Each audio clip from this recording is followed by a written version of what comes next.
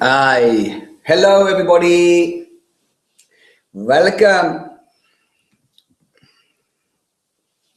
So we're here. If you're already tuned in to the previous chapters, then you will know that I am reading the wonderful book called The More Beautiful World Our Hearts Know Is Possible. And if you're completely new and you're just diving in on this chapter, don't worry, you can listen to this chapter, and if you like it, maybe you want to go back and listen to the others, or the link is under the video to read the book online, or you want to go and buy the book. All is many choices, all is open to what you want to do. But I just hang out, I'm enjoying myself, I read it, play around with some musical instruments if I find one, maybe eat an apple. I won't do that during the reading.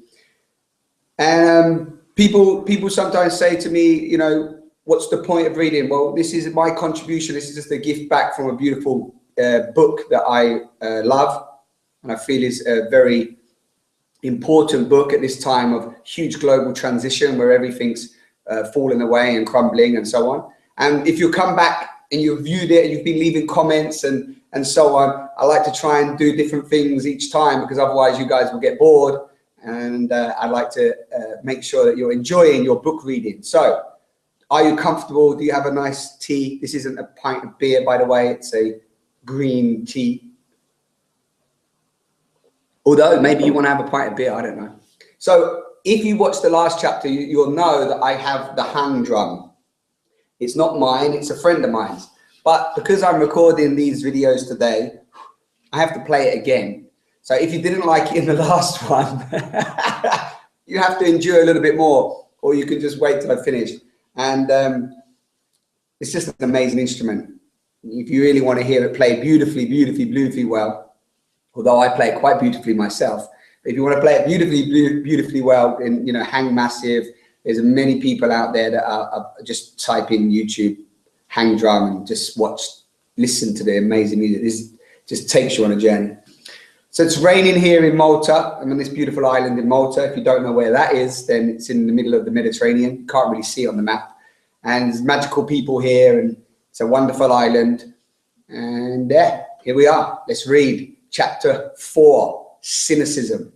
But first, let's hear a little bit of the hang drum. If you've never heard the hang drum before, you might like it. Don't judge it based on how I play it. This might be the 10th or 11th time that I've even tapped it. And I'm no drummer. Of course I am. I'm a drummer. I'm a drummer in with all the other drummers. Thank you for tuning in live. Thank you for sharing. Thank you for being here. I know there's so much information out there, so spending some time with me, I honor and respect your precious moments of life.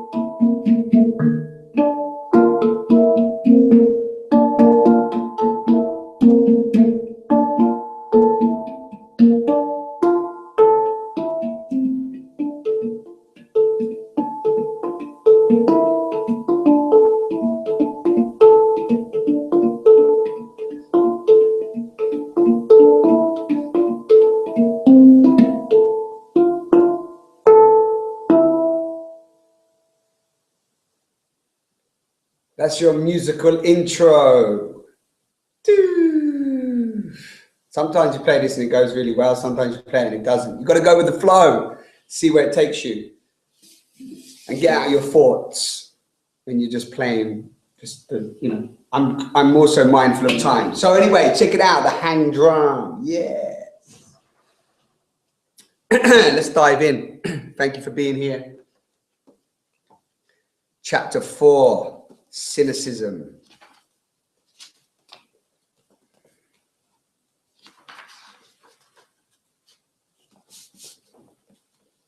All right, sun's come out. That's how we like it. Cynicism. I would like to speak to those of you who feel triggered by the principles of interbeing. If you're new to this, if you're first to this chapter, that was the chapter before, okay? Which I admit smack a new age puffery. Actually, let me be brutally honest here. I only use the phrase new age puffery as a way to implicitly assure you that I am no dupe of such a thing, that I am on the side of the hard-headed realists. See, here I am joining you in derision. This is a common tactic. Liberals take special pleasure in criticizing more radical leftists, nuts and bolts, ufologists, and vehement in their derision of abduction claims. The kid who is bullied turns on someone still weaker. The unpopular kids in school take pains not to be tainted by association with the very unpopular kids. By doing this, though, we attempt to borrow legitimacy from the very system we hope to subvert and indirectly enhance its legitimacy by associating our own with its. We commit the same error when we over-rely on the academic or professional credentials of our allies to persuade those who are impressed by such things. If I appeal to Dr. Eben Alexander's status as a professor of neurosurgery to get you to believe in extrasomatic near-death experiences, then implicitly I am affirming that you should trust that status generally, along with the edifice of academic science surrounding it. But generally, those of that status and of that edifice deny his arguments. Appeals to authority will only strengthen authority. What implicit message is encoded in C, this professor, that Republican, this businessman, that mainstream pundit, agree with me? It is that these people carry the legitimate stamp of approval, and not those outsiders, hippies, the uncredentialed, the unpublished. Using this tactic, we might win the battle, but we will lose the war. Audre Lorde said it well: the master's tools will never dismantle the master's house. Similar logic applies to utility-based arguments for environmentalism. Have you ever heard arguments that we must practice conservation because of the economic value of ecosystem services? Such arguments are problematic because they affirm the very assumption we need to question, that decisions in general should be made according to the economic calculations. They also fail to persuade. Are you an environmentalist because you are moved by all the money we'll save? Well, no one else will become an environmentalist for that reason either. We have to appeal to what moves us, the love of our beautiful planet. Knowing all this, why was I still tempted to deploy the disparaging term New Age puffery? To disclaim the very principles I have enumerated in an effort to maintain my credibility? Question mark. Like you, dear reader or dear listener, I still inhabit two conflicting stories, an old and a new. Even as I tell a story of interbeing, part of me remains in the world of separation. I am not some enlightened being trying to guide you on a journey he has already completed. That too is an old model, partaking of a kind of spiritual hierarchy based on a linear conception of the evolution of consciousness. I love that. It's two part of the old model, the old story. In the present transition, each of us is pioneering a unique part of the territory of reunion. I'm keeping with that. I must offer you my doubt and conflict along with my insight. Those spiritual truths, and I feel squeamish about the phrase, trigger me too. Nearly as much, I dare say, as they trigger the most splenetic defender of scientific orthodoxy. The only difference is that my derision is turned inward. It is not only that I am adopting the vocabulary of the skeptic in order to diffuse accusations of naivety. What motivates my inner cynic? Question mark. The principles above are frightening because they foster a tender, vulnerable hopelessness that might easily be crushed, as it has been so many times before. I mean, people ask me at talks, back in the 60s, we were saying similar things about dawn in the new age, but it didn't happen. Instead of the course of violence and alienation proceeded apace, proceeded indeed to new extremes. How do we know the same won't happen this time? Sounds like reasonable objection. I argue in this book that the 1960s are significantly different from today, but my argument can be rebutted and counter-rebutted. Underneath it all, something is hurting, and as long as that wound festers, no argument will be persuasive to the cynic. Remember this when you encounter a harsh, cynical critic, whether inside yourself or outside. If you remember that the cynicism comes from a wound, you might be able to respond in a way that addresses that wound. I can't tell you in advance exactly how to respond. That wisdom comes directly from hearing with compassionate ears and being present to the hurting. Perhaps there is some act of forgiveness or generosity that calls to you that might allow healing. When that happens, the intellectual beliefs, which are really just expressions of a state of being, often change spontaneously. Beliefs that were once appealing are no longer so. The derision of the cynic comes from a wound of crushed idealism and betrayed hopes.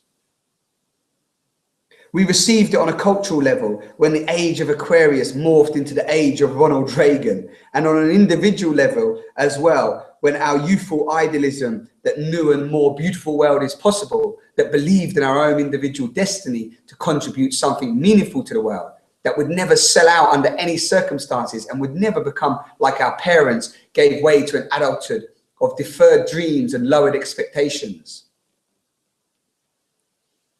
I'm going to read that again. I need to feel I had the flow there. It says, we received it on a cult, this is talking about cynicism again. So we received it on a cultural level when the age of Aquarius morphed into the age of Ronald Reagan. And on an individual level as well, when our youthful idealism that new and more beautiful world is possible, that believed in our own individual destiny to contribute something meaningful to the world, that would never sell out under any circumstances and would never become like our parents gave way to an adulthood of deferred dreams and lowered expectations. Anything that exposes this wound will trigger us to protect it. One such protection is cynicism, which rejects and derides as foolish, naive, or irrational, all of the expressions of reunion. The cynic, which might be you, the cynic mistakes his cynicism for realism. He wants us to discard the hopeful things that touch his wound, to settle for what is consistent with his lowered expectations. This, he says, is realistic. Ironically, it is in fact cynicism that is impractical. The naive person attempts what the cynic says is impossible and sometimes succeeds. If you are thinking all this stuff about oneness is a lot of garbage, a lot of new age hippie stuff, if you feel disgust or contempt, then I ask you to look honestly at where the rejection is coming from. Could it be that there is a lonely, timid part of you that wants to believe? Are you afraid of that part of yourself? I know I am. If I allow it to grow, if I allow it to guide my life, if I trust all those statements of the new story I listed above, I open myself to the possibility of immense disappointment. It is an exquisitely vulnerable position to believe, to trust in purpose, in guidance, and to trust that I will be okay. Oh no, hey, let's better stay cynical, better stay safe. If you respond to this talk of oneness, not with cynicism, but rather a feeling of vindication, that doesn't mean you do not bear the same wound as the cynic. That doesn't mean that you do not bear the same wound as the cynic. Great point there to highlight. Perhaps instead of exercising it like the cynic does, you are ignoring it.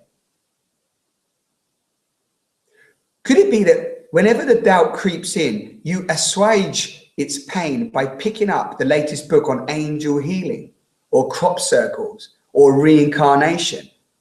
Are you by any chance committing spiritual bypass? One way to tell whether your belief in oneness and its associated paradigms conceals an unhealed wound is whether the derision of the skeptic provokes outrage or personal defensiveness. So great signs of outrage or personal defensiveness. If so, then something beyond the mere opinion is being threatened. Skeptic and believer are not so different, as both are using belief to shelter a wound. That's a great point. Skeptic and believer are not so different, as both are using a belief to shelter a wound. So whether you feel indignant at my mention of UFOs, or feel indignant towards skeptics' doctrinaire rejection of them, I encourage you to reflect on where this emotion comes from. We want to see what is hidden inside of us, so that we won't blindly replicate it again and again in what we create. We don't want to replicate that into the new story. I cringe to think what a no-nonsense realist like James Howard Kunstler, someone I admire, would say if he read this book. No matter, my inner critic can do him one better. You imagine that some magical technologies of interbeing are going to save us? It snorts. This is just the kind of wishful thinking that keeps us complacent and paralyzed. You just can't face up to the truth. There is no way out. The situation is hopeless, barring some miracle where everyone wakes up to tomorrow and suddenly gets it. Humanity is doomed. Prattling on about a purpose of intelligence in the universe for which there is no scientific evidence only makes matters worse. God damn it. I have found, though, that it is the opposite of what my inner critic or inner cynic says. Sorry, he doesn't say inner critic, he says inner cynic says, although that could be classed as the critic. The doom and gloom is what is paralyzing, and the naive hope is what inspires me to take action. Either one can be a self-fulfilling prophecy. What happens when millions or billions of people begin acting from the story of interbeing, in which no action is insignificant? What happens? The world changes. What a drive, what a purpose, just to even Ponder that for a moment. Again, just take a moment. What happens when millions or billions of people begin acting from the story of interbeing? We're all writing our story anyway. Equally paralyzing is the belief that a nefarious evil cabal controls the world. Why try to create anything when meaningful change will be crushed by an all-seeing diabolical power?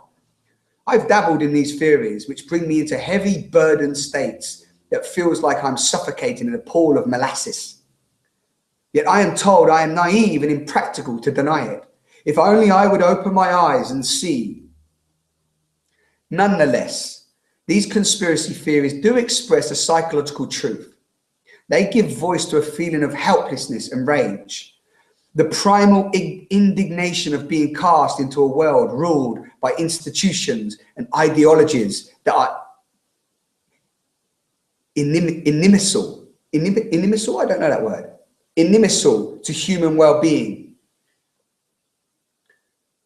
They give voice to the feeling of helplessness and rage, the primal indignation of being cast into a world ruled by institutions and ideologies that are inimical to human well-being. If you don't know that word, you might want to look it up. INIMICAL. The evil cabal also represents a shadow aspect of ourselves, driven to dominate and control, an inevitable outgrowth of the separate self in an indifferent or hostile universe. The endless drive to prove conspiracy theories is a kind of protest. It says, please believe me. It isn't supposed to be this way. Something awful has taken over the world. That something is a story of separation and all that arises from it.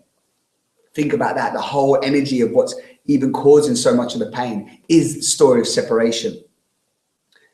Does that mean the news story is a motivational subterfuge, a device to trick us into acting as if what we did mattered?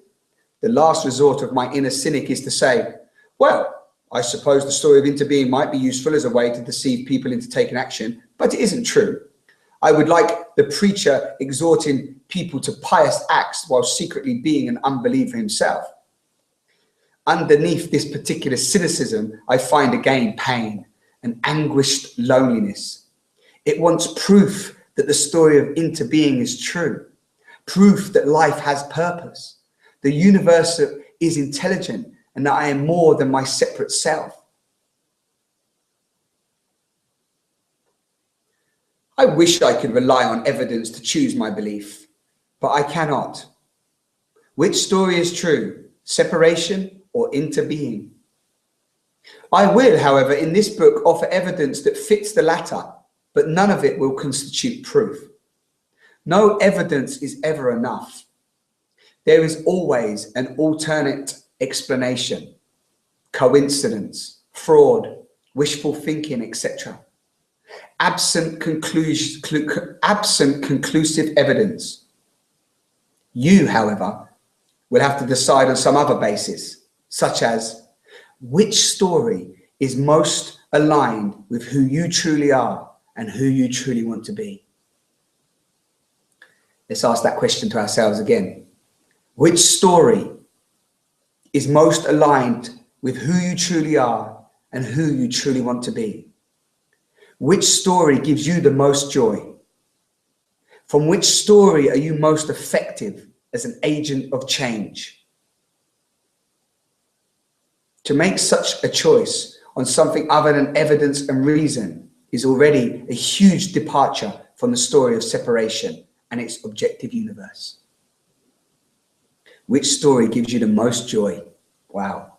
From which story are you most effective as an agent of change?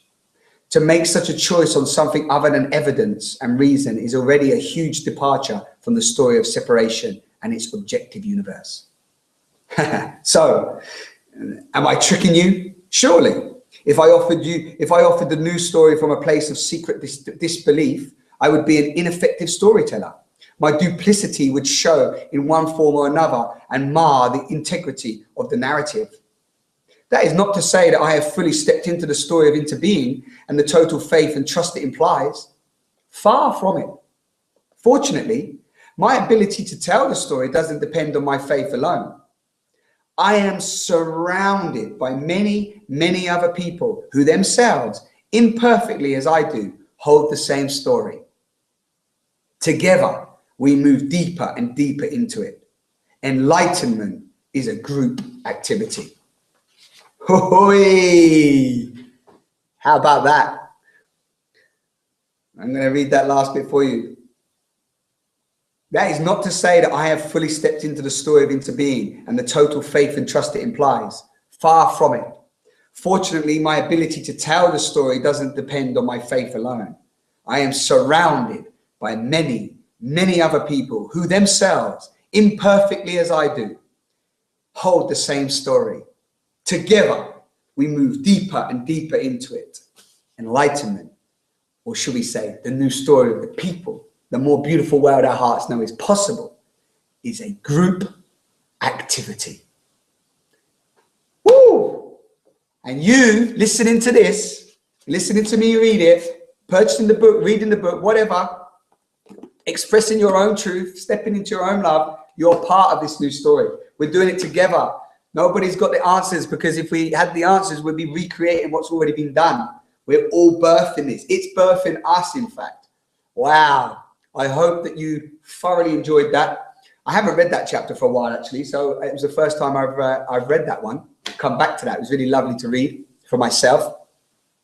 As I say, I've read this book, you know, dipped into it, and you can read chapters and just connect and then absorb them and go back. It's one of those books. I've got a couple of books at the moment of the same caliber as this, and just fills you up, just taking in those words and connecting to you. It's not about putting any of these people on a pedestal as well. You must remember that. Then the story of interbeing, the new story of the people, is that where we're all equals. We're all coming with our gifts. Your gift might be to listen to this audio. Your gift might be to share this with a friend. Your gift might be to just move out of maybe the struggle that you're experiencing in your own personal lives right now. Your gift might be to create a nice sacred space with your beautiful partner, male or female, and sit with them and close your eyes and just share your feelings, your anxieties, your fears, your hopes, your indecisions, your cynicism, your doubt. That is powerful.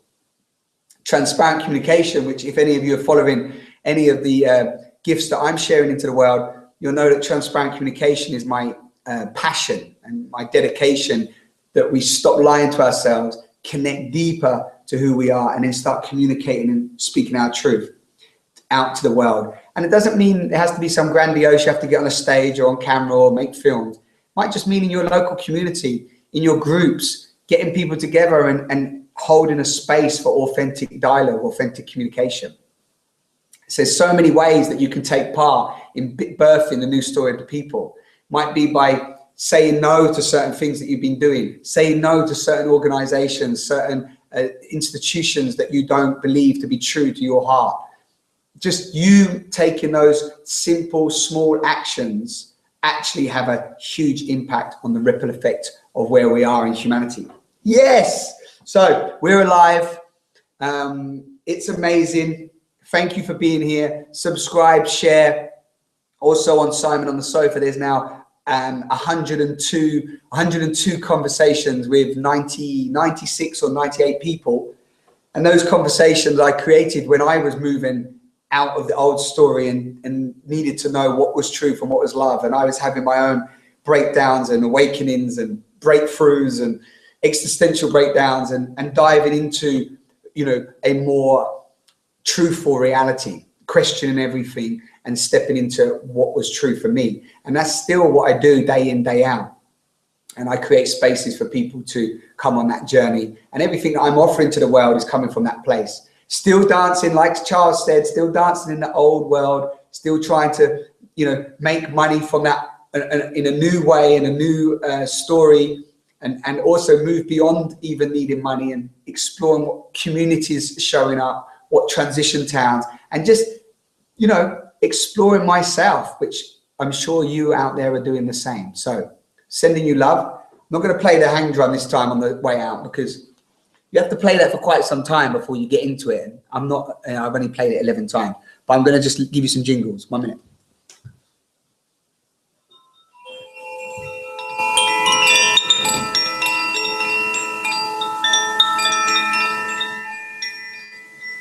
Maybe close your eyes and don't go straight into the next activity, but just absorb what you've just listened to.